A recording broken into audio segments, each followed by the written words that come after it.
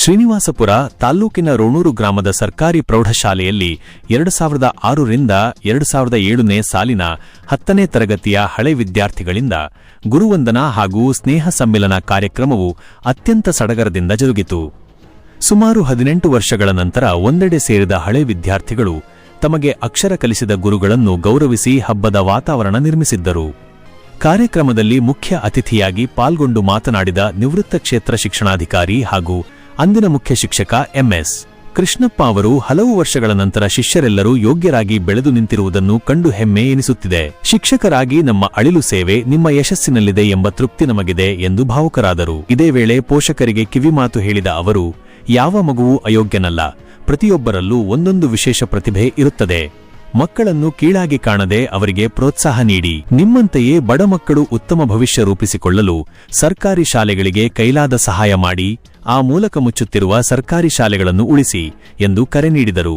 ಕಾರ್ಯಕ್ರಮದಲ್ಲಿ ಪ್ರಸ್ತುತ ಮುಖ್ಯ ಶಿಕ್ಷಕ ಶ್ರೀನಿವಾಸ ಗೌಡಜಿ, ನಿವೃತ್ತ ಮುಖ್ಯ ಶಿಕ್ಷಕ ವೆಂಕಟರೆಡ್ಡಿ ಎಸ್ಎನ್, ನಿವೃತ್ತ ಸಹಶಿಕ್ಷಕಿ ಜಯಲಕ್ಷ್ಮಮ್ಮ ಹಾಗೂ ಇತರೆ ಶಿಕ್ಷಕ ವೃಂದದವರು ಭಾಗವಹಿಸಿದ್ದರು.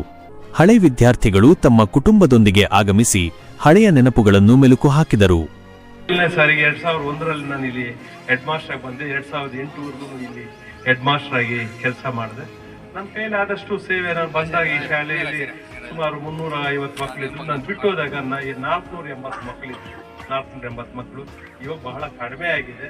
ಆದ್ರೆ ಈಗ ನಾನು ಒಂದು ರಿಕ್ವೆಸ್ಟ್ ಮಾಡ್ತೇನೆ ತಮ್ಮಲ್ಲಿ, ಇಲ್ಲಿ ಯಾರು ಇದ್ದೀರೋ ಒಬ್ಬ ವಿದ್ಯಾರ್ಥಿಯನ್ನ ನೀವು ಈ ಶಾಲೆಗೆ ಪ್ಲೀಸ್ ಒಂದು ಒಂದು ಪಡ ತರ್ಕೊಳ್ಳಿ. ನೀವು ಒಬ್ಬೊಬ್ಬ ವಿದ್ಯಾರ್ಥಿ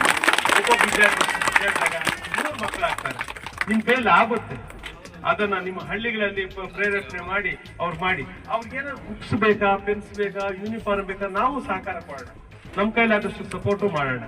ಅದನ್ನ ಮಾಡ್ಬೇಕು ಅಂತ ಹೇಳಿ ರಿಕ್ವೆಸ್ಟ್ ಮಾಡ್ತೀನಿ. ಮತ್ತೆ ನಮ್ಮಲ್ಲಿರ್ತಕ್ಕಂಥ ಎಲ್ಲಾ ಶಿಕ್ಷಕರು ಬಹಳ ಭಗವಂತ ಅವ್ರಿಗೆ ಆರೋಗ್ಯ ಎಲ್ಲ ಕೊಡ್ಲಿ, ಅವ್ರ ಕುಟುಂಬಗಳೆಲ್ಲ ಚೆನ್ನಾಗಾಗ್ಲಿ. ಯಾಕಂದ್ರೆ ಅವ್ರು ಶ್ರಮ ಪಡ್ತಾ ಇದ್ರು, ರಾತ್ರಿ ಆಗಲೂ ಇಲ್ಲಿ ದುಡಿತಾ ಇದ್ವಿ. ಮಕ್ಕಳನ್ನ ಸ್ಪೆಷಲ್ ಕ್ಲಾಸ್, ಈವನ್ ಭಾನುವಾರಗಳು ಕೂಡ ನಿಮ್ಮನ್ನ ಕ್ಲಾಸ್ ನ ಬಿಡ್ತಾ ಇರ್ಲಿಲ್ಲ, ಭಾನುವಾರನೂ ಮಾಡಿದೀವಿ.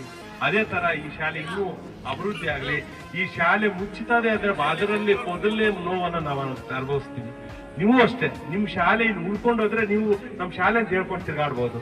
ಈ ಶಾಲೆ ಮುಚ್ಚೋದ್ರೆ ಅಯ್ಯೋ ನಾನು ಈ ಶಾಲೆ ಓದ್ತಾ ಇದ್ದೀನಿ ಮುಚ್ಚೋಗಿದ್ಯಪ್ಪ ಅಂದ್ರೆ ನಿಮ್ಮ ಮನಸ್ಸು ನೋವು, ಅದನ್ನ ಬೆಲೆ ಕಟ್ಟಕ್ಕಾಗೋದಿಲ್ಲ. ಅದಕ್ಕೋಸ್ಕರ ಪ್ಲೀಸ್ ನಿಮ್ಮಲ್ಲಿ ನಾನು ರಿಕ್ವೆಸ್ಟ್ ಏನಂದ್ರೆ, ಇಲ್ಲಿರ್ತಕ್ಕಂಥವರೆಲ್ಲ ಮಕ್ಕಳನ್ನ ಒಬ್ಬೊಬ್ಬ ವಿದ್ಯಾರ್ಥಿಯನ್ನ ಒಂದೊಂದು ಹಳ್ಳಿಯಿಂದ ಒಂದು 2 ಮಕ್ಕಳನ್ನು ಸೇರಿಸಿ ಇಲ್ಲಿ ಬೆಳಗ್ಗೆನೆ ನಾನು ಮಾತಾಡಿದೆ. ಸನ್ಮಾನ್ಯ ಸಹನಿರ್ದೇಶಕರು, ಶಿಕ್ಷಣ ಇಲಾಖೆಯ ಸಹನಿರ್ದೇಶಕರು, ಹೆಡ್ ಮಾಸ್ಟರ್ ಹತ್ರನೂ ಮಾತಾಡಿಸಿದೆ. ನಿಂಗರಾಜಪ್ಪ ಅಂತ ಅವರಿದ್ದಾರೆ, ಅವ್ರ ಸಹ ನಮ್ಮ ಇಂಗ್ಲಿಷ್ ಮೀಡಿಯಂ ಶಾಲೆಯನ್ನ ಇಲ್ಲಿ ಶಾಂಕ್ಷನ್ ಮಾಡ್ಕೊಡಿದ್ದಾರೆ. ಅವ್ರು ಏನ್ ಹೇಳಿದ್ರು ಅಂದ್ರೆ, ಇಲ್ಲಿ ಸ್ಟ್ರೆಂತ್ ಸ್ವಲ್ಪ ಇಂಪ್ರೂವ್ ಮಾಡಿ ನಾನು ಇಂಗ್ಲಿಷ್ ಮೀಡಿಯಂ ಶಾಲೆ ಕೊಡಿಸ್ತೀನಿ ಅಂತ ಹೇಳಿದ್ರು. ನಾನು ಶ್ರೀನಿವಾಸ್ ಗೌಡ ಹತ್ರ ಫೋನ್ ಮಾಡಿಕೊಟ್ಟೆ. ಮತ್ತೆ DDPಗೆ ಒಂದು ಪ್ರಪೋಸಲ್ ಅನ್ನು ಕೊಡಿಸಿ, ಇಲ್ಲಿಂದ ಆ BO ಮುಖಾಂತರ ಒಂದು ಪ್ರಪೋಸಲ್ DDP ಕೊಟ್ರೆ ಪ್ರಯತ್ನ ಮಾಡೋಣ. ಮತ್ತೆ ಈ ಭಾಗದ MLC ಆಗಿರ್ತಕ್ಕಂಥ DT ಶ್ರೀನಿವಾಸ್ ಅವ್ರಿಗೋಸ್ಕರ ಲೆಟರ್ ಹಾಕ್ತೀನಿ, ನಮ್ಗೆ ಆತ್ಮೀಯರಾಗಿರೋದ್ರಿಂದ. ಅದಕ್ಕೋಸ್ಕರ ಇಲ್ಲಿ ಇಂಗ್ಲಿಷ್ ಮೀಡಿಯಂ ಶಾಲೆ ಇಲ್ಲಿ ಓಪನ್ ಆದ್ರೆ ಬಹುಶಃ ಈ ಶಾಲೆ ಉಳ್ಕೊಳ್ತದೆ. ಅದಕ್ಕಾಗಿ ನಿಮ್ಮೆಲ್ಲರ ಒಂದು ಅಳಿಲು ಸೇವೆ ಮಾಡ್ಬೇಕು ಅಂತ ಕಳಕಳಿಯ ಮನವಿ ಮಾಡ್ಕೊಳ್ತಾ, ನಮ್ಮೆಲ್ಲ ಪೌರರು, ನಾಗರಿಕ ಪೌರರು, ಆವಾಗಿನ ವಿದ್ಯಾರ್ಥಿಗಳು, ಈಗ ಪೌರರು ಹಮ್ಮಿಕೊಂಡಿರ್ತಕ್ಕಂಥ ಸ್ನೇಹ ಸಮ್ಮೇಳನ ಕಾರ್ಯಕ್ರಮ ಹಾಗೂ ಗುರುವಂದನಾ ಕಾರ್ಯಕ್ರಮ ನಡೆಸ್ತಾ ಇರ್ತಕ್ಕಂಥದ್ದು ತುಂಬಾ ಸಂತೋಷದ ವಿಚಾರ.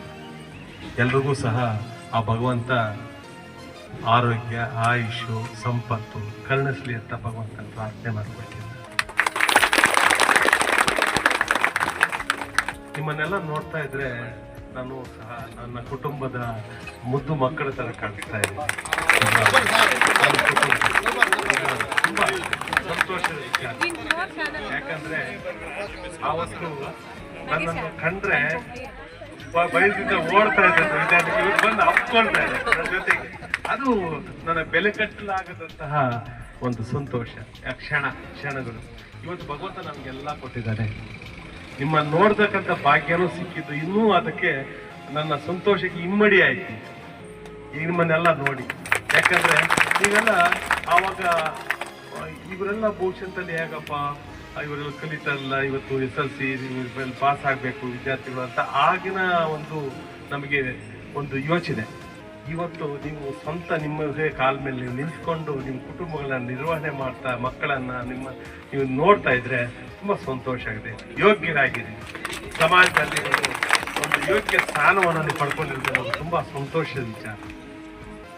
ಭಗವಂತ ಎಲ್ರಿಗೂ ಒಂದು ಅವಕಾಶ ಕೊಡ್ತಾರೆ, ಅದನ್ನು ಸದ್ಬಳಕೆ ಮಾಡ್ಕೋಬೇಕಷ್ಟೇ. ಯಾರು ಈ ಭೂಮಿ ಮೇಲೆ ದಡ್ರೆ ಯಾರು ಇಲ್ಲ. ಉದಾಹರಣೆಗೆ ಒಂದು ಎಕ್ಸಾಂಪಲ್ ಹೇಳ್ಬೇಕಂದ್ರೆ ಈ ಶಾಲೆಯ ಹುಡುಗ ನಮ್ಮ ವಿದ್ಯಾರ್ಥಿ ಶಿವಶಂಕರ ಪಾಪ